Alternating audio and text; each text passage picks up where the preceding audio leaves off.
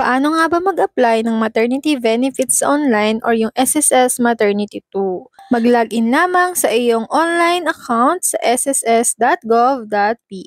Makakapag-apply ka ng SSS Mat 2 kapag katapos mong manganak. Dapat ay meron ka ng certified true copy ng birth certificate ni baby at meron ng tatak galing sa local civil registrar sa inyong mga munisipyo. I-click mo lang ang benefits tapos hanapin mo yung apply for maternity benefit. Dito makikita mo ang ilang information mo kasama na rin ang disbursement account. Important reminders na pwede mong i-click para makita mo ang ilan sa mga documentary requirements na dapat mong ipasa. Kung gusto mong mag-update ng contact information at kung gusto mo ring baguhin ang iyong disbursement account. Ito ang listahan ng requirements na dapat mong ipasa depende sa type of delivery. For live childbirth, kailangan lamang ng certified true copy na nakaregister na rin sa local civil registrar kasama na rin ng official receipt. Ito ay applicable lamang kung simula nung date of delivery ay 6 months pababa.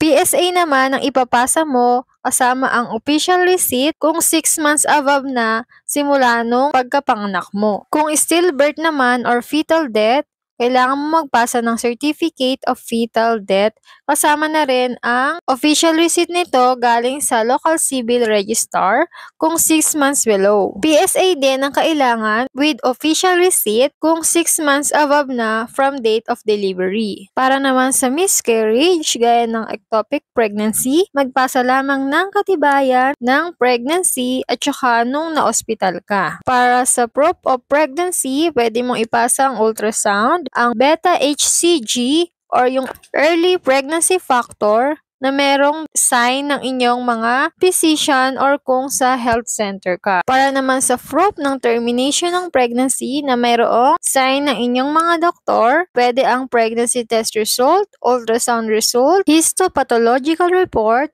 or yung operating room record mo. Kasama na rin ang medical documents gaya ng medical certificate, records of consultation, or clinical abstract or yung discharge summary. Meron pang mga important reminders sa baba na pwede mo ring basahin para may dagdag knowledge na rin. Kung okay ka na at naintindihan mo na ang mga requirements at ready ka na sa mga yon, pwede mo nang i-click yung proceed para ma-fill up mo na yung mga kailangan sa susunod na page.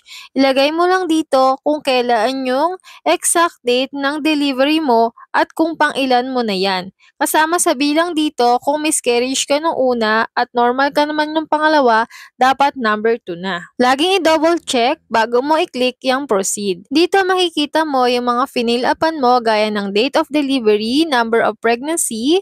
Sa type of delivery, piliin mo lang kung live birth, miscarriage, or stillbirth. Pwede mo i-click itong already separated from employment kung within 6 months ay employed ka pa nung nanganak ka.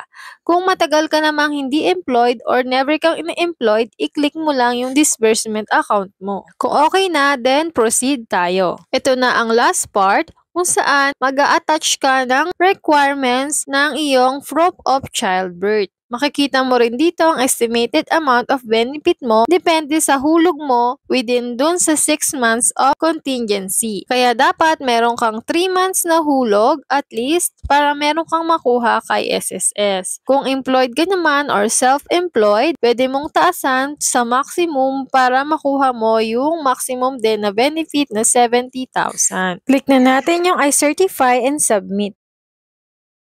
Piliin ang iyong pinicture na documents. Mas maganda kung naka-PDF file at kung mapapansin nyo, meron siyang label. Kagaya nung sa akin, Certificate of Live Birth.pdf. Click ulit yung I certify, then I certify and submit. Then click OK. And yan, you have successfully submitted na ang iyong maternity 2 sa ganitong oras at date na may transaction number at hintayin mo lang din ang status through email about nung sa iyong mga pinasa. After 9 days, approve na ang aking maternity benefit application. One-time application lang po. Then after 5 days, credited na ito sa aking disbursement account. Kung wala ka pang disbursement account, ilalagay ko ang link ng aking tutorial kung paano mag-enroll dito. Kung may natutunan ka, click mo na yung like. At kung hindi ka pa nakasubscribe, please do subscribe. Thank you for watching. Bye!